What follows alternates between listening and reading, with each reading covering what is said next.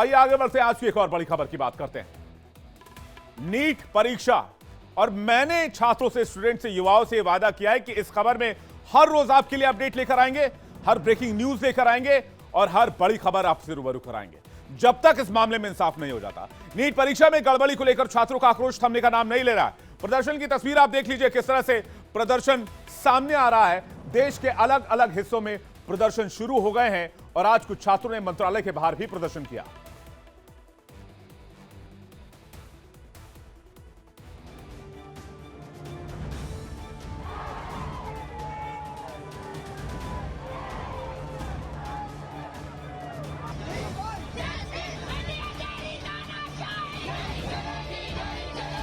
NEET परीक्षा में धांधली पर छात्रों का आक्रोश थमने का नाम नहीं ले रहा।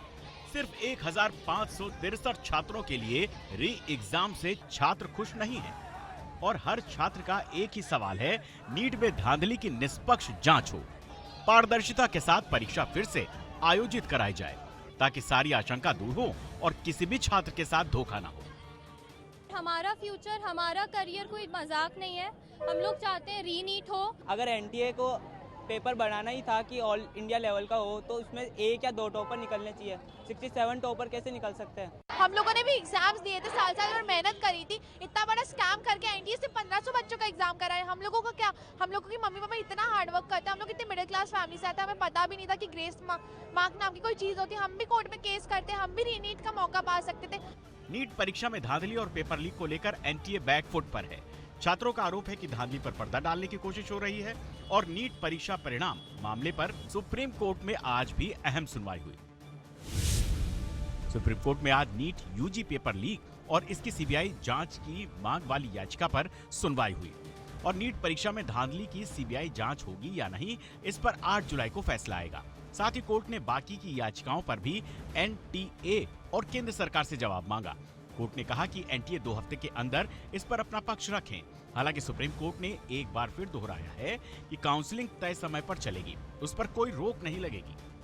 कोर्ट का यही ऑब्जर्वेशन था कि अभी आप एनटीए का रिप्लाई आना है, एनटीए के रिप्लाई आने के बाद में जो हमारी सबमिशंस हैं और इस केस को दोबारा से मेरिट्स पे जो 8 जुलाई को सुना जाएगा ये होगा। लेकिन जिस तरह से इस केस में हमारे पास मटेरियल्स हैं, एफआईआर हैं और दूसरे एविडेंस हैं जिसमें पेपर लीक हुए हैं, एफआईआर्स हैं, इन्वेस्टिगेशंस चल रही हैं, ये साफ साबित होता है हमारी तरफ से जो हमारे पास मटेरियल है कि इस पूरे एग्जाम को सेट असाइड करना चाहिए, रिकॉल करना चाहिए और ये दोबारा एग्जाम होना चाहिए। एक दिन पहले 1563 छात्रों के ग्रेस मार्क्स कट कर उन्हें री एग्जाम में बैठने का ऑप्शन दिया गया। लेकिन सबसे बड़ा सवाल नीट परीक्षा धांधली और पेपर लीक को लेकर है। पटना में पेपर लीक का मामला सबके सामने आया। पटना पुलिस ने माना कि पेपर लीक किया गया था। एफआईआर में आरोपियों के बयान दर्ज हैं। दूसरी तरफ गोधरा में भी परीक्षा की धांधली का खुलासा हुआ और 3 लोगों की गिरफ्तारी हुई। 3 मेजर मुद्दे हैं। एक तो लीकेज को लेकर है और ग्रेस रूल्स को लेकर था। हमारी उसमें मेजरली 2 बात हमने बोली है कि ग्रेस जिनको मिला है उनको किस बेसिस पे मिला, तो उसको तो वो कल वर्डिक्ट आ चुका है, वो अब कोई मुद्दा नहीं रहा है। दो जो मेजर मुद्दे हैं कि अगर ये एनटीए ने एक्सेप्ट कर लिया है कि ग्रेस मार्क्स को दिए गए और उनको वापस रीचांस दिया जा रहा है, तो सिर्फ इन्हीं को क्यों रीचांस दिया जा रहा है? उन बच्चों को भी रीचांस देना चाहिए जिन्होंने कंप्लेंट सिर्फ लोकल अथॉरिटी को करी थी। उन सभी सेंटर्स पे भी गड़बड़ी हुई थी। जिन्होंने हाई कोर्ट में जाके अगर रेट फाइल करी उनको चांस दे दिया गया। जिन्होंने लोकल कंप्लेंट गई, गांव का बच्चा कैसे हाई कोर्ट में जाके रेट फाइल कर सकता है? उनकी अगर काबिलियत नहीं है या उनके पास आर्थिक दृष्टिकोण इतना सुदृढ़ नहीं है। यानी ऐसा बहुत कुछ है जो क्लियर नहीं है। पूरी परीक्षा संदेह के घेरे में है। जस्टिस विक्रम नाथ और न्यायमूर्ति संदीप मेहता की अवकाश पीठ ने मामले की सुनवाई की। अगली सुनवाई 8 जुलाई को होनी है। तब तक छात्र दुविधा में हैं, क्योंकि सब कुछ सुप्रीम कोर्ट के फैसले पर टिका है। इस बीच कुछ छात्रों ने शिक्षा मंत्रालय के बाहर भी विरोध प्रदर्शन और नारेबाजी की। मैं सरकार की ओर से सारा विद्यार्थियों को आश्वस्त करता हूं, पारदर्शी तरीका अपनाई जाएगी, कोई घबराने के कारण नहीं है। परीक्षा अच्छी हुई है। 1-2 जाकी घटना संज्ञान में आई है, उसमें भी जो इंक्वायरी चल रही है, जो कोर्ट की संज्ञान में रहेगा, जो कोर्ट कहेगा इसे कर लिया जाएगा। इससे पहले गुरुवार को धर्मेंद्र प्रधान ने कहा था कि परीक्षा में कोई गड़बड़ी नहीं हुई है, लेकिन पटना और गोधरा समेत कई जगहों पर गड़बड़ी की शिकायतें हैं। मेरिट इस बार इतनी हाई क्यों गई? कैसे इतने ज्यादा छात्र टॉपर हो गए? परीक्षा सेंटर्स में क्या हुआ? इन तमाम सवालों के जवाब मिलने जरूरी हैं और कांग्रेस समेत तमाम विपक्षी दल केंद्र सरकार पर हमलावर हैं। कांग्रेस ने इसे व्यापम 2.0 बताया। आज वो मंत्री मुस्कुराते हुए आरोप हम पर सब पर लगाता है, इस देश के नागरिकों पर लगाता है कि ये मोटिवेटेड प्रोटेस्ट हो रहा है। थोड़े दिनों में देश विरोधी भी हो जाएंगे ये बच्चे, देख लीजिएगा, इनको राष्ट्र विरोधी कह दिया जाएगा जो प्रोटेस्ट कर रहे हैं। आत्महत्याएं हो रही हैं इन पेपर लीक्स को लेकर, और मंत्री मुस्कुराते हुए कहता है मोटिवेटेड प्रोटेस्ट है। कि ये पूरा का पूरा फार्स है और एनटीए नाम की संस्था के गंभीर मूल्यांकन की आवश्यकता है। मैं अपने विश्वविद्यालय में देख रहा हूं एनटीए के माध्यम से क्या हो रहा है एडमिशन्स में। अब आपकी मर्जी है, आप सुनना नहीं चाहोगे, 48 घंटे के अंदर आपने क्लीन चिट भी दे दी। कौन सी कमेटी की रिपोर्ट आ गई? ऐसे होता है न, मुख्य कानून छो। आप देखिए आप कितने बच्चों के भविष्य के साथ खिलवाड़ कर रहे हैं। नीट परीक्षा में धांधली मामले में एनटीए की कार्यप्रणाली पर गंभीर सवाल खड़े हो गए हैं। गड़बड़ी के सबूत सामने हैं। अब देखना यह है कि छात्रों को इंसाफ कब मिलता है और अगली सुनवाई में सुप्रीम कोर्ट एनटीए को आदेश क्या देता है।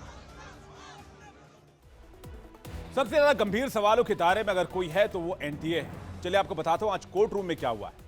सुप्रीम कोर्ट में आज नीट मामले की सुनवाई हुई। इस दौरान किस किस तरीके की दलील दी गई, उस पर जस्टिस विक्रम नाथ और जस्टिस संदीप मेहता की वेकेशन बेंच ने क्या जवाब दिया, एक एक डिटेल आपके सामने रख रहा हूं, ध्यान से देखिएगा।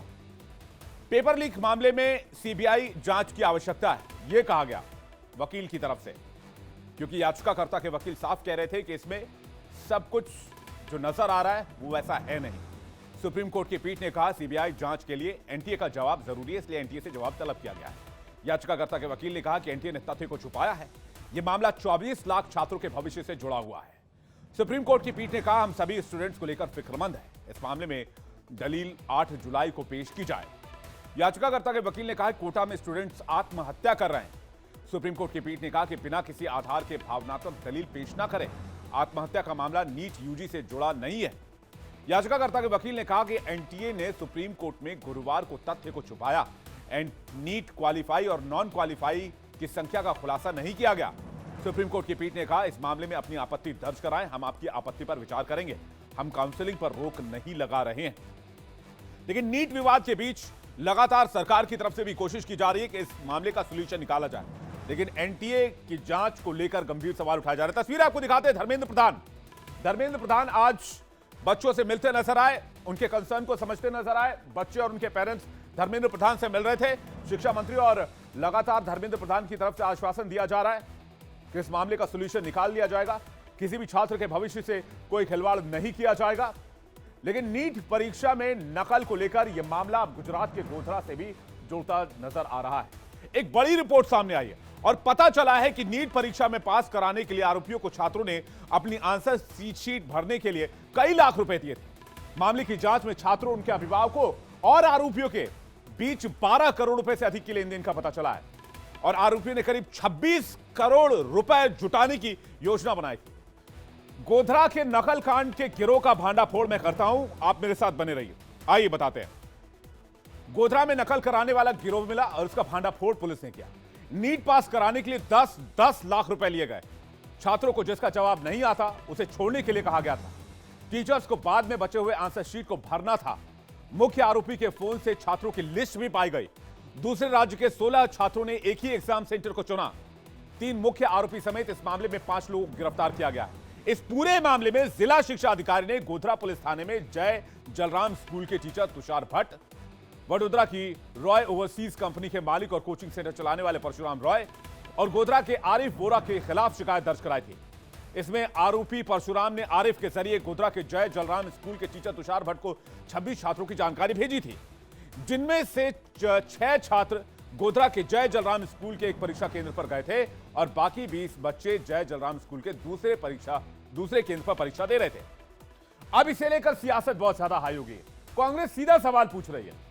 गोधरा में नीट परीक्षा को लेकर धोखाधड़ी जो सामने आई है, जिसकी बात हो रही है, उस पर कांग्रेस अध्यक्ष मल्लिकार्जुन खड़गे ने केंद्र सरकार से तीखे सवाल पूछे हैं और कहा कि मोदी सरकार ने 24 लाख युवाओं के अरमानों को गला घोटने का काम किया है।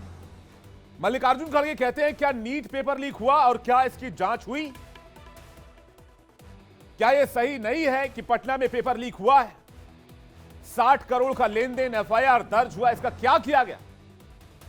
और 67 बच्चे टॉपर कैसे हो सकते हैं जिनके 720 ही नंबर हो, जबकि पेपर ही 720 का होता है? और आज तक के इतिहास में अभी तक ऐसा नहीं हुआ। आज तक जितने बार भी रिजल्ट जारी किए गए, नीट एग्जाम में मार्क्स वर्सेस रैंक का खेल क्या है? क्या छात्रों के इतने नंबर पेपर लीक की वजह से आए? क्या एग्जाम का टेक्निकल और फोरेंसिक ऑडिट नहीं होना चाहिए? आपको यह भी बता दें कि नीट परीक्षा विवाद को लेकर सुप्रीम कोर्ट के साथ साथ देश के जिन 7 राज्यों के हाईकोर्ट में सुनवाई चल रही है, उन सभी याचिकाओं में क्या क्या मांग की गई है। मध्य प्रदेश में मार्क्स मिसमैच होने को लेकर हाईकोर्ट में पीआईएल डाली गई है। एनटीए की आंसर के मुताबिक मार्क्स नहीं है। भोपाल और जबलपुर की 2 छात्राओं ने याचिका लगाई है। दिल्ली हाईकोर्ट में फिरोज और श्रेयांशी ने आंसर शीट को चैलेंज किया है। आदर्श ने बिहार में पेपर लीक की जांच की मांग की है। छत्तीसगढ़ में देरी से क्वेश्चन पेपर बांटने को लेकर याचिका लगाई गई है। गलत सेट के प्रश्न पत्र बंटने से टाइम वेस्ट हुआ, यह भी कहा गया है। यूपी में ओमार शीट फटे होने की वजह से रिजल्ट जनरेट नहीं होने का आरोप लगाया गया है। नीट की काउंसलिंग को रद्द करने की मांग की गई है। राजस्थान में 8 अप्रैल को रजिस्ट्रेशन रीओपन करने के सवाल पर 67 कैंडिडेट को 720 अंक मिलने पर सवाल पूछे गए।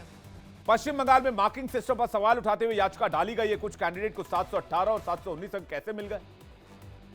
ये तमाम सवाल उठ रहे हैं नीट के एग्जाम को लेकर और एनटीए के रवैये को लेकर। इस मामले में जांच क्या होती है, किस तरह से होती है, इस पर एनटीए की जांच में क्या क्या सामने आता है, सुप्रीम कोर्ट क्या रुख अपनाता है, ये सब आपको बताएंगे।